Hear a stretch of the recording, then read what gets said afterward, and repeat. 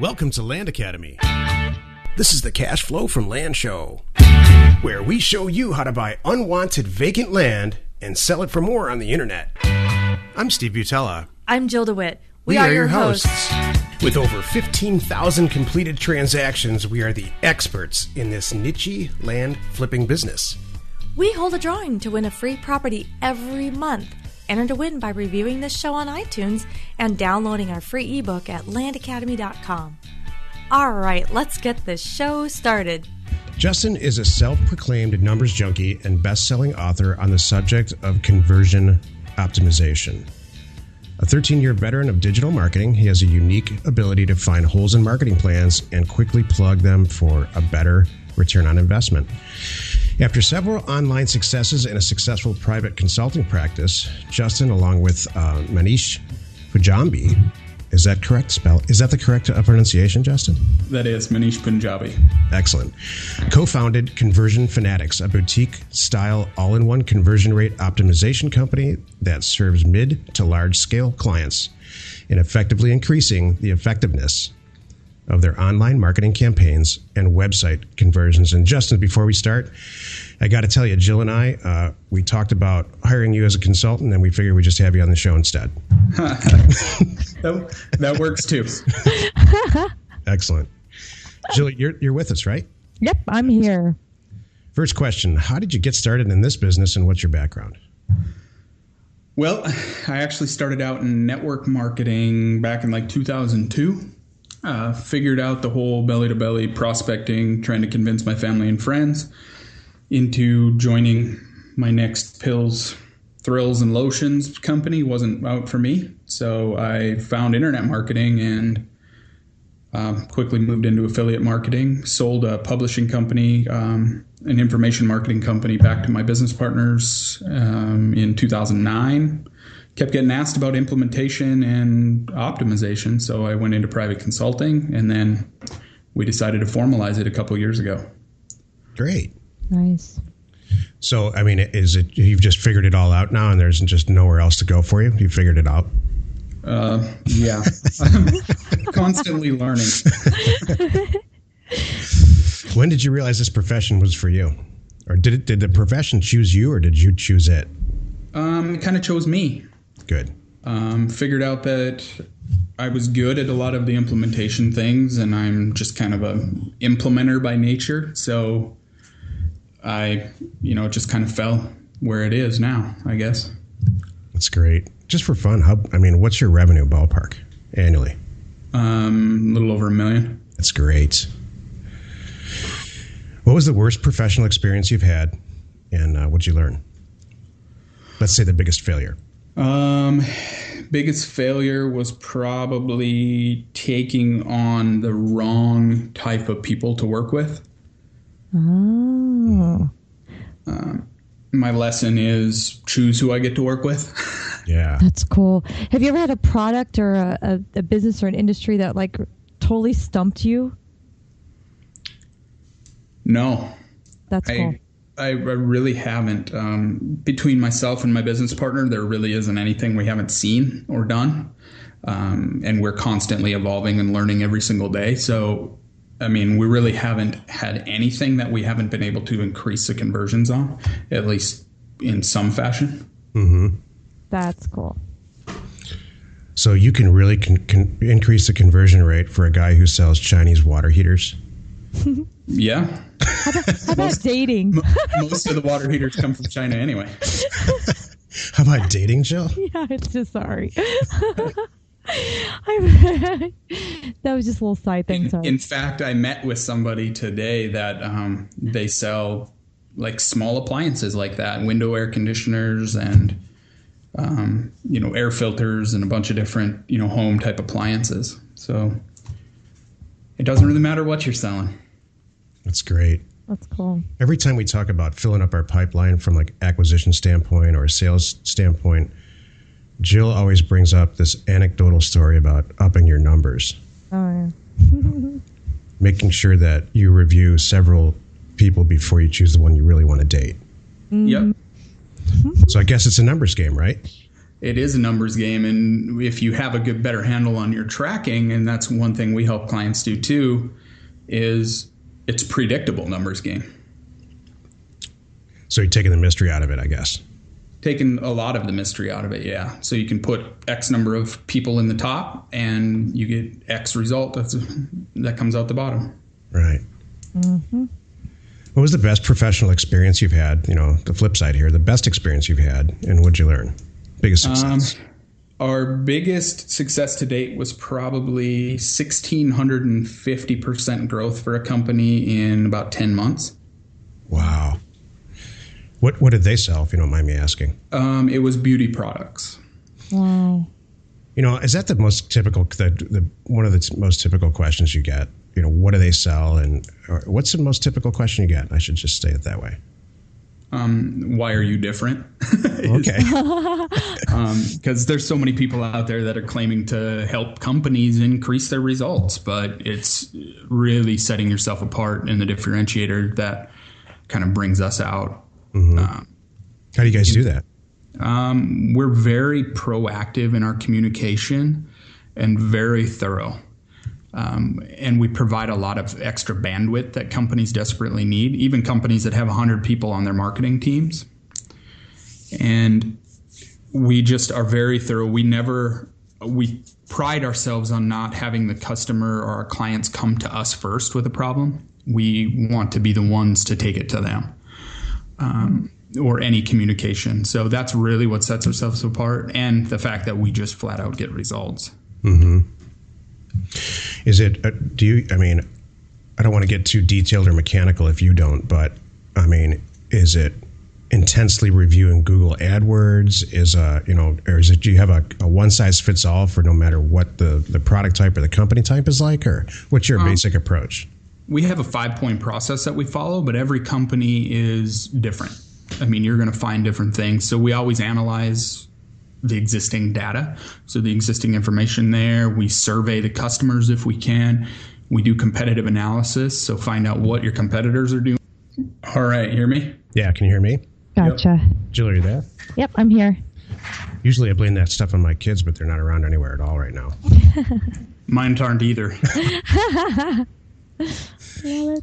So anyway, you were saying, there's a 5-point system that you use, and not every customer is the same. Yeah, not every company is the same exactly, but there are a lot of elements that transfer from industry to industry. But we typically will analyze existing conversion rates. We will survey customers where we can, survey the market. We'll do competitive analysis to find out what the nearest competitors are doing right, what they're doing wrong. For leverage points, and then we'll look for leverage points within the existing business, looking at the existing sales funnel, the lead generation process, and then we'll deploy our test hypothesis. Okay. How long does the process take usually? Our initial analysis, if we're doing a project with a customer or a client, we're usually up and testing within a couple weeks. Wow, that's great. That's cool. Man, that business has to just be constantly changing, right? You're researching and looking for the next new thing all the time, probably, right? Yeah, it kind of stumbles down to basics. It's the next best thing. It's going to be, it's the core things are always going to work. They're time tested. They worked 10 years ago. They're going to work 10 years from now. But you have to, the way the application of it changes. So you just have to constantly stay up on the latest trends. So we're constantly reading and reviewing and researching, and then the more clients we work with, the better we get. Mm-hmm. So it helps us evolve there too. Is there a profile of a typical client that you would choose to work with over someone else, or that maybe said another way, is there someone that you can help? You can help more than someone else. We primarily focus on software as a service and e-commerce businesses now. Typically 20 million plus in revenue. The biggest company we've worked with to date is just shy of 200 million in revenue. Mm-hmm. That's awesome. Are these companies that are e-commerce companies where customers who are purchasing their products or services are checking themselves out on a website? Yeah. So it could be, a supplement store or a clothing store or leather goods to beauty products. I mean, it really, if they have multiple product SKUs in their store, that's what we typically consider an e-commerce platform. Hey, have you ever had a customer who is trying to increase the downloads for an application that they have? We typically don't work in the mobile market. Okay. We have done, my business partner actually had an app company for a while. Oh, wow. But we typically we do take into account the mobile experience for visitors for a company, but we typically don't go straight after app companies. Okay. What's the biggest obstacle, or I guess what I should say is, is there anything specific that you're trying to overcome right now? Nothing really specific. We have a motto at our company that we're continuously improving daily. So we try to be better than we were yesterday. And with that, it kind of doesn't really leave us with a ton of obstacles. We just look for one foot in front of the other, small wins to make us better. But biggest obstacle is really educating companies on why conversion optimization is important. Mm-hmm. Oh, just the raw education of why you need it. You didn't even know you needed it kind of thing, but you need it. Yeah. Okay. See how organized these guys are, Jill? Our whole company's all taped together. We don't know what we're going to do the 1 minute for the next. Sometimes we don't either. Like, we don't have a motto or anything. My motto, if I had to do a motto, my motto would be buy low, sell high. Right. Well, that's everybody's motto. And try not to step on somebody while you're doing it. Love it. So, what's been your biggest obstacles to success? Standing out of my own way. There's got to be a story there. Uh-oh. It is. I came up like, if it's going to be done right, it's going to be done by me. Oh, yeah. So leveraging the expertise where I lack of others. So just hiring the right people and just letting go of some of the control has been my biggest. I mean, I would say to a sense I'm kind of a micromanager, but I really try hard not to be. I just let them shine where they shine. We speak with a lot of entrepreneurs like you, and that seems to be a common theme. It's a personality trait, I think, that, it seems to be very prevalent. It's either that, because I have that too. I got rid, shook myself of it probably a lot of years ago. Or it seems to be that entrepreneurs have the flip side, that where they just think that everybody should be doing everything for them, and all they're going to work on is just the big picture stuff. And I think it's hard to find that happy medium. Very much so. So what events convinced you to quit your regular job? When I actually quit my job to take my marketing full time was 2 months before my wedding in 2005. Wow. Because you like to complicate your life. Yeah. Business was going okay. It had pretty much replaced my low income at the time. So it just made the logical sense to focus, and I was only working on it, a couple hours in the evenings. Right. At the time I was working as an electrician. Wow. Mm-hmm. And I actually toured in a band too at the time. That's cool. It just made sense. I was working, 12 plus hour days and then gone on weekends playing in the band. So I just decided that if I was going to put all this effort in and I was making that much money, doing it part-time, what could I do full-time? Was there a switch? I got to ask. Jill and I just did a podcast before this, and we talked about a switch flipping in your head, and you just know that, when something's going to happen. Was there a switch that flipped in your head that said, man, I got to stop doing this and start this other thing, or take this other thing to where it needs to go? I don't know if it was an exact switch, but I just knew I was on to something, and I knew that I needed to control it rather than working for somebody else, and they were controlling where I went, when I had to be there, and it just didn't make sense for me. Mm-hmm. In real estate, we all live or die by our acquisition pipeline. the new stuff that's coming in. Is there some magic to getting new customers that works for you to make sure that the pipeline that, where you can pick and choose new customers works? Go out and get them. And it is. I actually recorded a video for a group I'm in on Facebook recently about this, and we figured out that 63% of our revenue this year came from not the latest marketing funnel, the latest webinar technique. It came from picking who we wanted to work with and reaching out and grabbing them. Yep. I mean, we do a version of that too. We do direct mail campaigns to people who own property that are showing signs of the fact that they want to sell it. Yep. And we send them an offer. We don't screw around with it. We don't send them cute little postcards or how you doing notes. We send them an offer with a number on it that says we want to buy your property for X. Mm-hmm. And I've been doing it since the 90s. And by and large, the response that I get, with very few exceptions, is, "This is the greatest thing I've ever seen. Thank you for being direct. Thank you for being professional. And hell yeah, I want to sell you, my property. Let's get this thing done." Yeah. So, so a lot of stuff gets lost, I think, or a lot of effort gets lost in dancing around what you really needed to do. Yeah, and ours isn't quite as cut and dried as that. I mean, there is some education to it, and they got to know, like, and trust you before they're ready to give you money. Mm-hmm. And we're dealing with larger companies that have multiple decision makers, so it's a little bit different. I mean, we've even gone as far as to send a direct mail piece to CEOs of companies with a $100 bill attached. I used to do that. I used to send mailers out with a single, well, because we're tiny little fish in a huge sea of Justin, but we used to send a single dollar in a mailer. Yeah, Gary Halbert letter, the dollar letter. Mm-hmm. Mm-hmm. That's where ours stemmed from. But we're talking with guys of $60 million, $100 million companies. The CEO doesn't care about a dollar. Right. Right. If you really want to grab his attention, that's why we did the $100 bill. So did it work?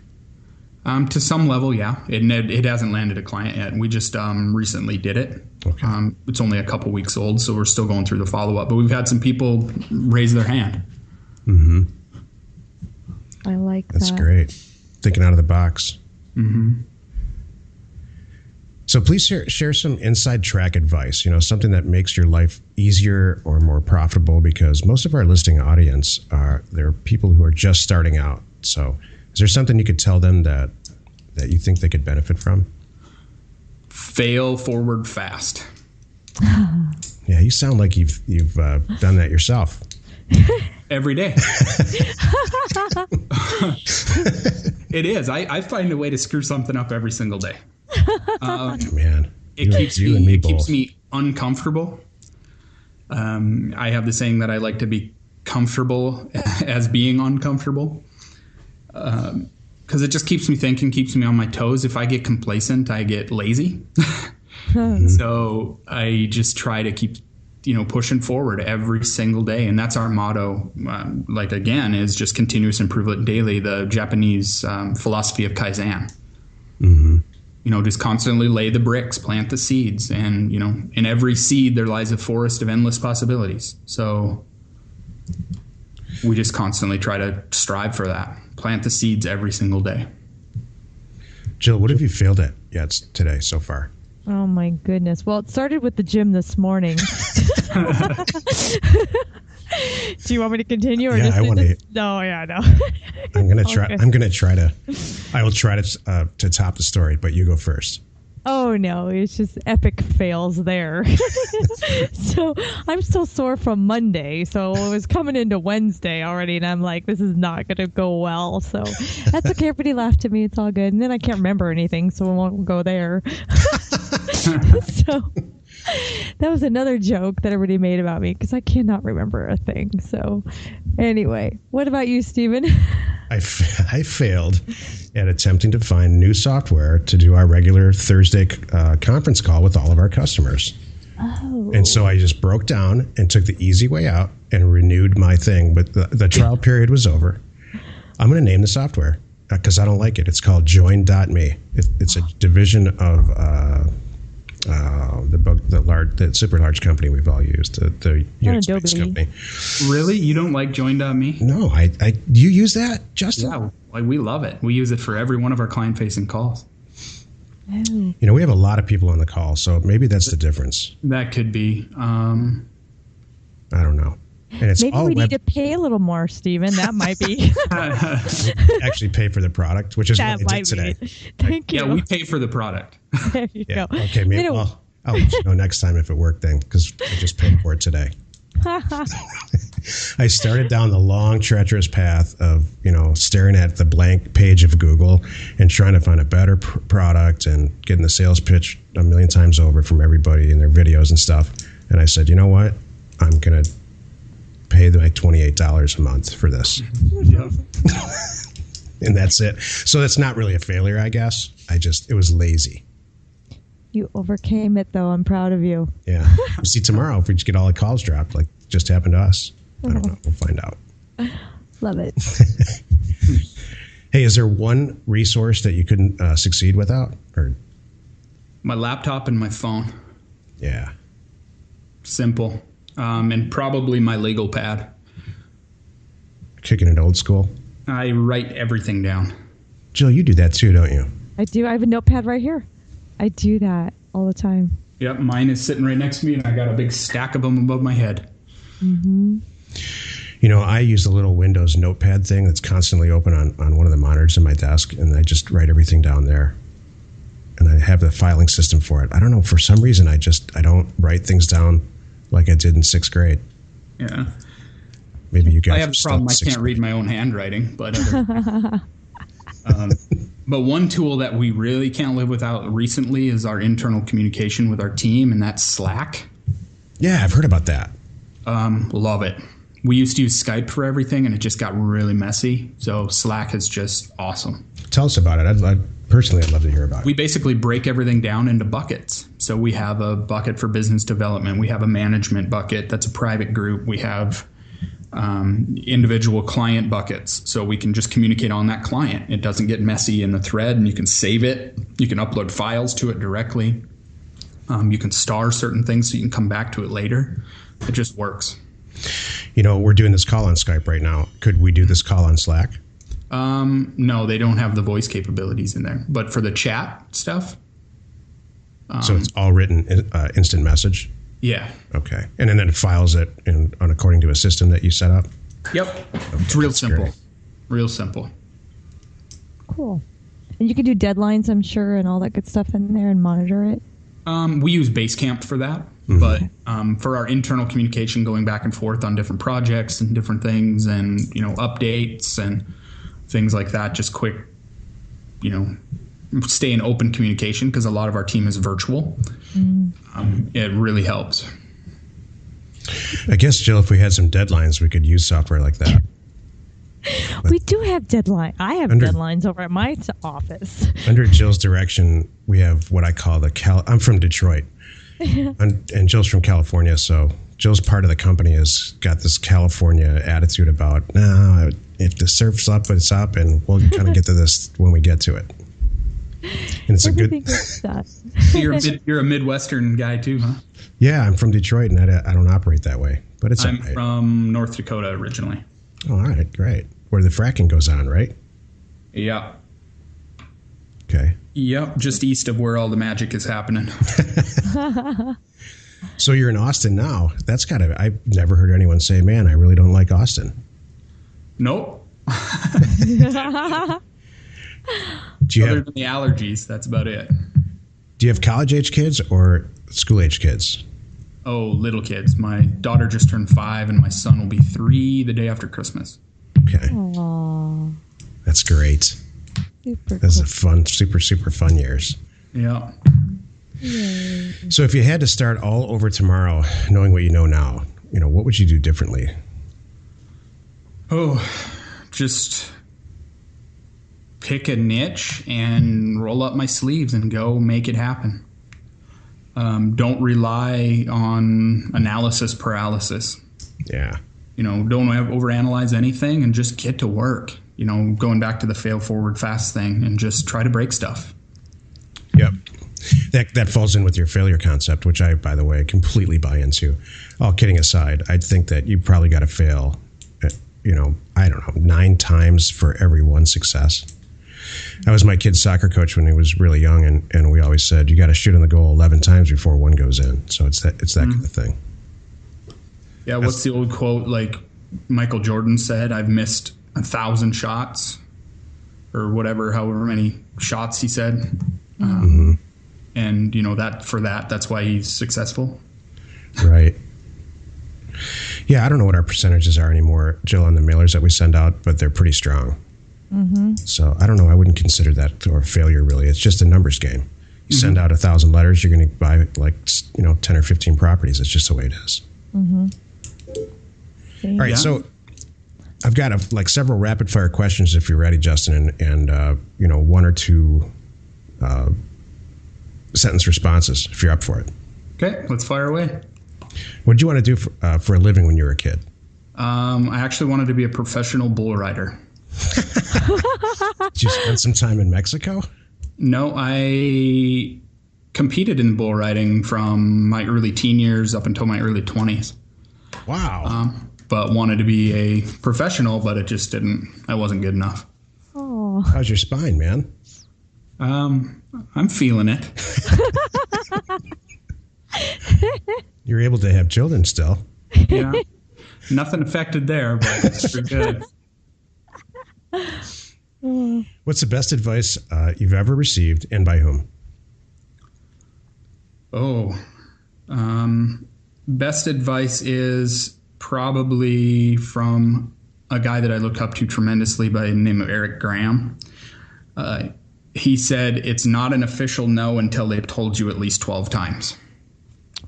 Wow. We did a podcast last week, and Jill, I quoted Jill when she said, no doesn't really mean no. It doesn't. No just tells me that, and we just recently hired a new director of business development too. And he said same thing. It's like no just means not yet. Especially in the sales world. Right. What was your worst subject in school? Math. Wow. And I ended up being a CFO for a former company that I was partners on. I just read your whole bio, and you're plugging yourself as I love math. I love math. Yep. I'm a numbers junkie now, but my worst subject back then was math. How'd you overcome that? Boy, if you can bottle this, you're going to be famous as well as rich. How did I overcome that? Looking at math at a different light. I look at it in money now. Oh.